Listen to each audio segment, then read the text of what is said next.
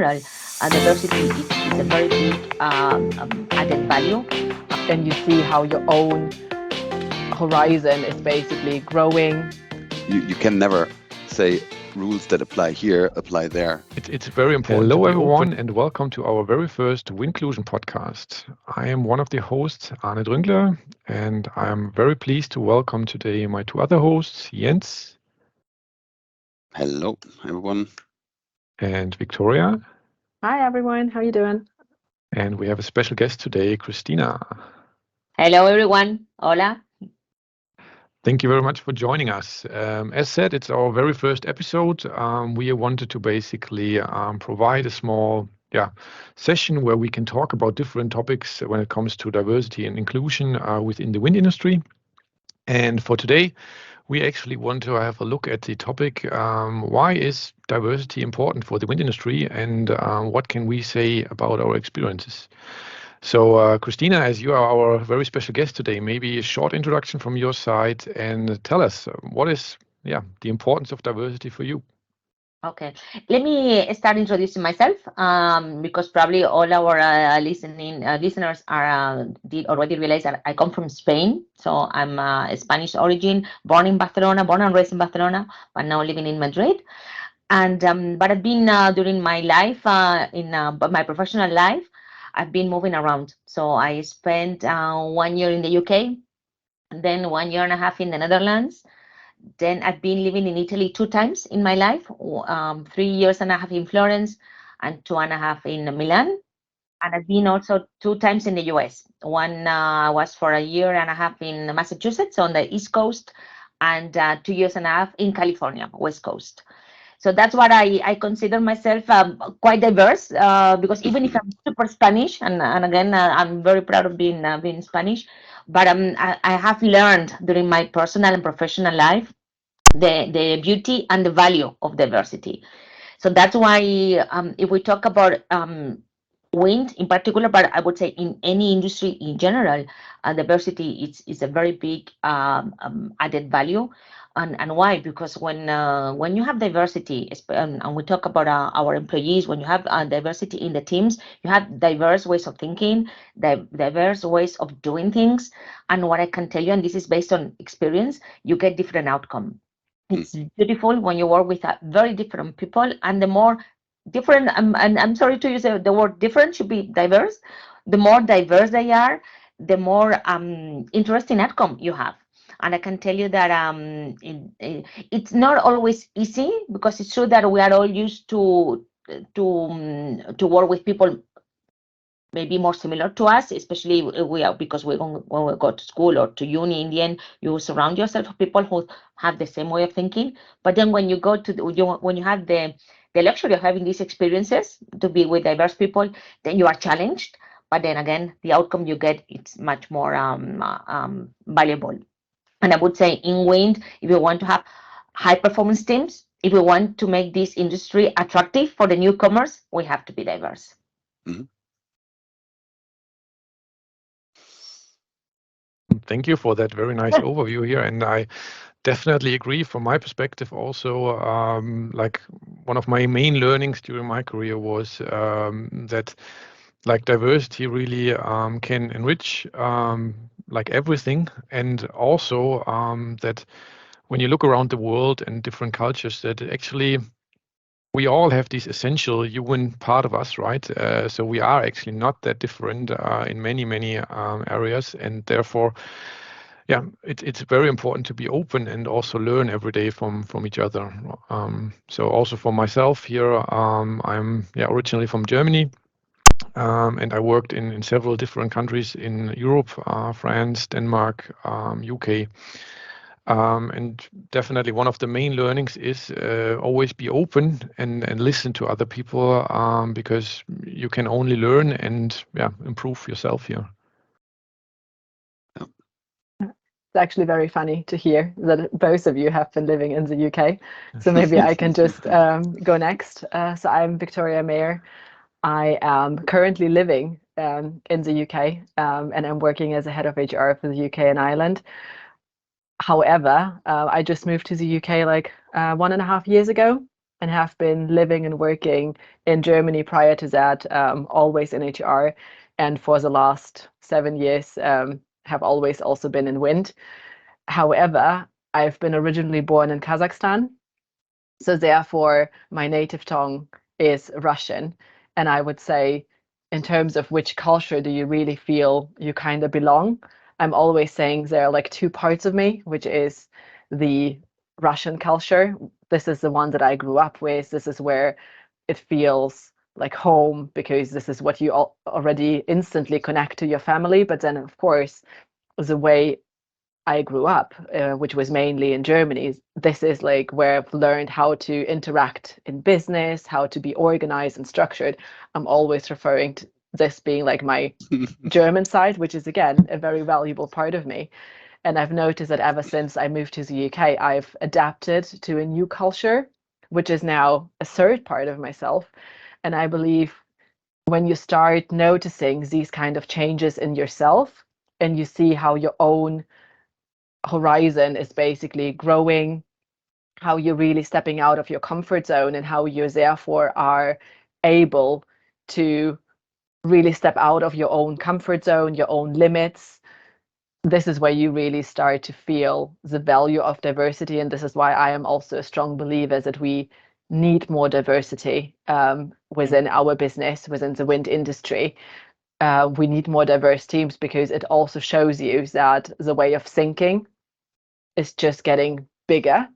You're having new ideas, you have fresh minds, and but you also do understand each other slightly better. And I do find that within wind, and not sure how all of you feel about it, sometimes, since we are a rather new business, a rather new industry in the renewables, it is sometimes difficult, because we all have to adapt to each other. We all have to find our feet. And if we then come across different cultures, different perspectives, it's easier if you are able to adapt yourself, if you have certain experiences, because there's always this assumption you just jump into the water and then you swim.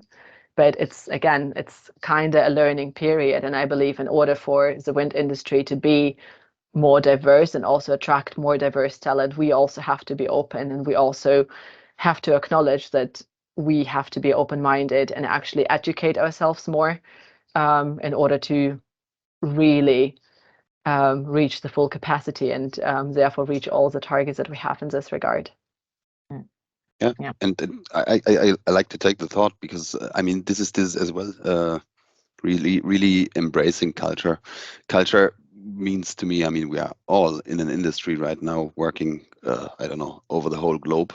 Has been part of my different roles in the past, and still it is for sure, Cristina. I mean, we are working in the same kind of team.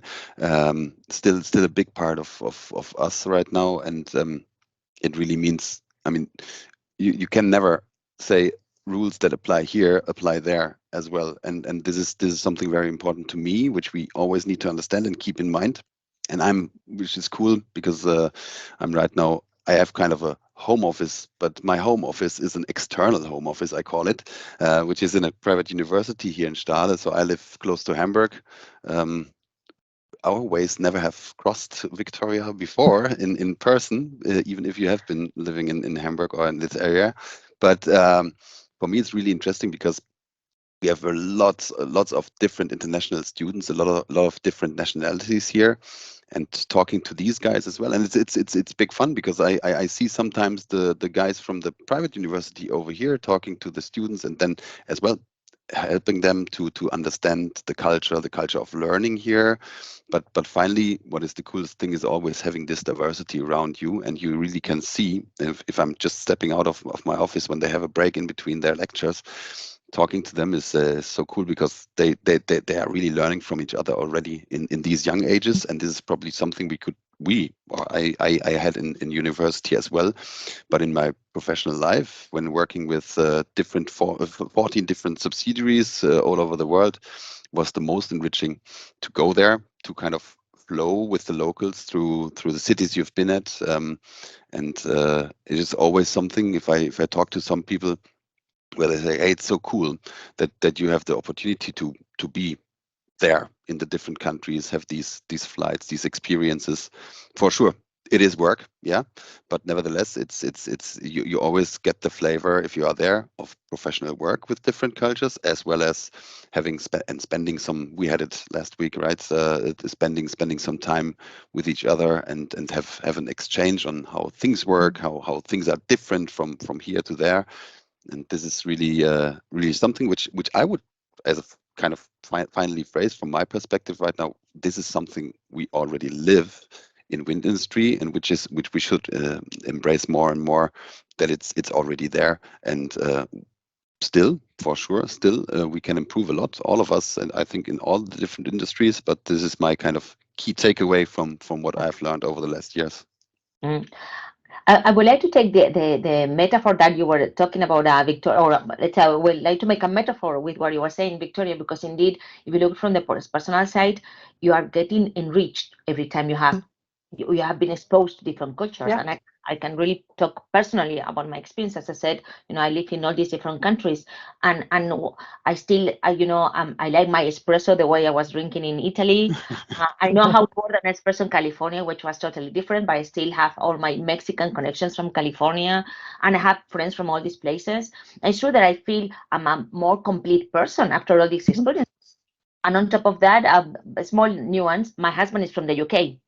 So I sit at home, and I can tell you that it's something very interesting because, for instance, my son has been exposed from the very beginning of his life to 3 different languages, because we spoke to in Spain. We spoke to when he was born in Barcelona, 2 different religions, and different cultures, and this has only made him, I would say, again, more complete, because it's don't take anything for granted. It's not that you have 3 kings in all the country coming to bring you presents. 3 kings is something you have in Spain, because it's Santa Claus in the UK, and then maybe someone else somewhere else. So it allows you to understand that, okay, I do it this way, is everyone doing it that way?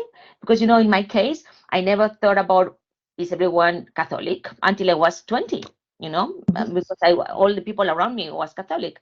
So I think diversity really makes you a more complete person.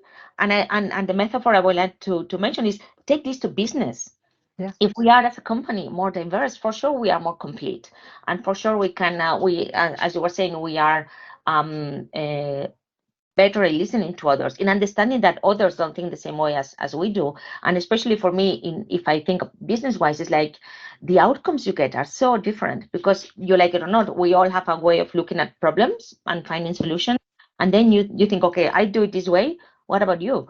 And the more diverse the other person is, the more different outcome you can get. So it's really something that I agree with you, Jens. We do it already in wind, but I think we can even do better and more. And I think, if I think why we don't do it enough, it's because it takes effort and time and willingness. Yeah. It's not easy. It's not easy. And let me give you one example. Now, this is the first time in my life that I have a manager who is from the same region as me. And it's super quick, right? Because we talk to each other, we understand, we talk in our language, native language. It's very quick, communication goes very well. But we think the same, exactly the same way. So I'm sure that, my previous manager was from a different country, and he was challenging me more because of, he was like, why do you say that? And I was like, yeah, okay, so communication is easier and faster when you are doing it with someone similar to you. And that's why some people stay here, because you need to put effort and time and willingness to say, okay, now I'm going to do it with someone who may think totally different. Even if the way, I deal a lot with people from India, and I love the culture, but even the way they put the decimals is different. So it took me some time well, the first time I got an Excel sheet, even the numbers are different. So it was nice. I was like, yeah, right. Why is it not us 3 and 8,000? It should. This is the way I learned, but this is not the way it should be. Yeah. So that's why, taking this to business, I do believe that for the industry to be successful, for all our companies to be successful, the more diverse the teams are, the better outcome we can get.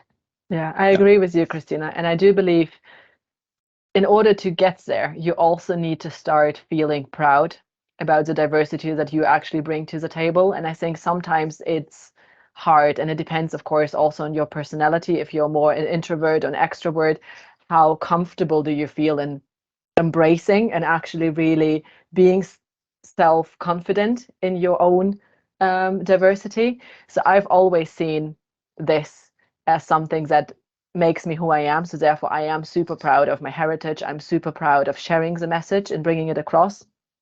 But I also, if I look at my parents, for example, who, of course, relocated from Kazakhstan to Germany at a very higher age, so to say, in comparison to me, who was 9, of course, it was more difficult for them, and the obstacles that they have crossed. At parts, it was hard for them to actually feel proud of their heritage. And this is why I'm never taking anything for granted, because I've seen what kind of impact it has. But once you do, and it's almost like a skill that you then are able to apply. When you are in conversation, similar as you said, is it easier, but are you also challenging? It's like a skill that you're applying and saying, okay, I have to adapt my communication style because this person is from Spain, so it's more a network-related culture. So of course we're going to start with some chit-chat, and I do love a café con leche. So therefore, this is probably the way how I would address a conversation to you. While if I'm with my German colleagues and I'm talking to Jens, we will probably come to the problem first and then just skip the chit-chat, which is also fine. But you really do learn how to apply and see it as an additional skill set that you're carrying along. And I do believe that by the end of the day, this is definitely some kind of the beauty of it. And this is what will bring us to success, to really say, how can we apply all these different skill sets? How can we learn to understand each other better? And I might not be able to count in stones. I still don't get how much stones I can say is the same as kilograms. It just isn't logical to me. But if you're open to it, then what you learn from it is just really your brain is basically growing. And you're like, oh yeah, there are different cultures, there are different measurements. How can I apply it for my current situation? How can I apply it for my business? And then I would say, and it would be interesting to hear probably Anna from your perspective, because I'm from HR, of course, I am more empathetic, I'm more from the emotional side of things. So if I'm in a conversation and the way I like to look at challenges is really I come from a cultural perspective. So I'm kind of saying, if we want to have a common corporate culture or a common industry culture where everyone's open, what are the obstacles? But it would be interesting to hear, how do you perceive it being in a more probably technical role, which how do Well, you I see actually it? think you can transfer what you just said also to the technical aspects of the different industries, because in the end, like, we are all like human individuals, right? And it doesn't matter if it's like an HR topic or a technical topic. We will always come with our own mindset. And also, just what you just mentioned before, I think it's essential for any company who does global business to consider these things. And just like getting out of my perspective, we, like, over the last years, sourced out an essential part of our operations to a company based in India. And simply to start up the collaboration here was really, really interesting for me. And I learned so many things about how I myself have some prejudgments, how I react to certain things, and how I also take things for granted, which actually were not true when it comes to basic communication. And I mean, when we talk about India, the simplest thing is that basically in India you do not to say yes, but you are moving your head like you would do in Europe, like to say no. And this little tiny thing, it's amazing, because we have been prepared also for the collaboration. Like, we had some cultural trainings up front to be able to navigate in that environment, right? And still, like, you have the knowledge. Just when you face it suddenly, and when you are in a situation, you have to be really, really conscious about yourself and what you learned, and do not just drive in this autopilot, because it is irritating that people suddenly agreeing to you, but still like not nodding, but shaking their head. And I think that's definitely something what I would always say.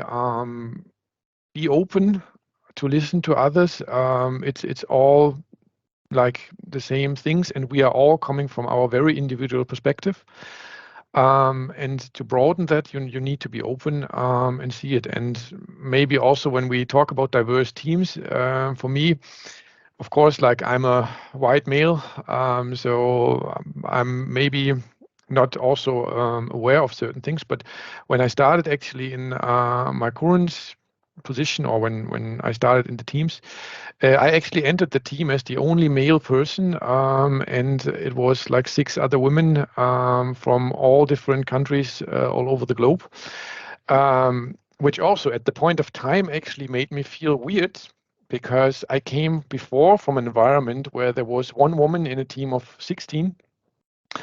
And that was completely shaken. And definitely you don't think about it consciously. You take things for granted, you work with it, but sometimes it's also then very good to reflect about it. And I don't want to miss these experiences, for sure. If I may add, I mean, it's cool because we have talked about different perspectives, and I just remembered, Cristina, we once had a discussion about perspectives, right?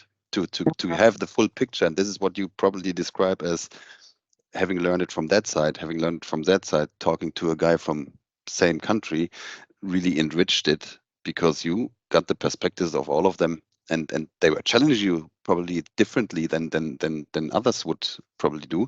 And this is so cool. I really like that, and for me is as well, I can just tell, and which is not my professional experience, but as well an experience I made through the job of my parents, as well as privately. My grandparents are from Serbia, so there's still today there's a kind of language barrier when talking to my granddad, but it's always cool. They tell me about the past, how they moved here, and so on. And you really get a feeling of what you just said, Victoria. And I have a lot of neighbors from Russia, by the way, which is so cool. Friends of my kids are having parents from there, and understanding how culture works there, what they experienced when they came here, is really helping me to sometimes understand better, feel what you said, Christian. I liked it a lot, feeling more complete, and at some point really challenging yourself if everything you do at your daily business, working in I probably had today French people already, India, China, right now Spain, right, and Germany for sure. So it's so cool. You always have to kind of think and get the thoughts from the people really helping you to really have finally all the perspectives required to really see the big picture. Yeah. And I would like to add on that 2 things. One is that to your point, Arne, we are all biased. Maybe we don't know it, but we Sure. are. And actually, when I went through some IND training in our company, and in one of the lessons, it was mentioned: if you have a brain, you are biased. So don't even try to fight against. The only thing you need to do is to be aware of it, and then try to compensate it, or at least to make sure that this bias is not negatively impacting the other person. But it's like you were saying, in Spain, I knew to the chit chat. Not all Spanish people are like this. We also have some introverts who don't like to talk. But it's okay to have it. The only thing is to be aware of that, and then to make sure that it's not affecting negatively. That's one point. And then I would say I want to believe that I don't want to get into political discussions, but I want to believe that the new generations are more global. And being more global means that, I still remember when I moved to the UK, that was many years ago. I was only going back home once every 6 months because it was very expensive for me to fly back. Now I can go to the UK with 20 euros. So it's we are all more connected. Everything is more global. We have Skype, we have Teams, we have all this. So that's what I want to believe, that the new generations are going to be more global, and they need to be more used to be interacting with the diversity. And that's why I think it's important that also with education, with awareness, they make it easier for maybe the older generations, in which indeed, in the past, I can tell you, my parents come from one region of Spain. They emigrated to another region of Spain, and there was already some diversity because it was a different language, even if it was within the same country. So indeed, there are a lot of other connotations that we cannot eliminate. But let's be optimistic that the world being more global, easier to be connected to each other, cheaper to be connected to each other, we can have this diversity seen in a more positive way. But again, I want to still reinforce the message that it takes time and energy and effort. So don't think that you put two Spanish with two Indians and okay, in half an hour they are done. No, so it will take some time for both of them. Even the sense of humor is different. And I can tell you because I suffered it myself making jokes, and my colleague looked at me like, what is she trying to say? So then after one joke, you think, okay, so my sense of humor is not working. But it was time and effort and self-reflection.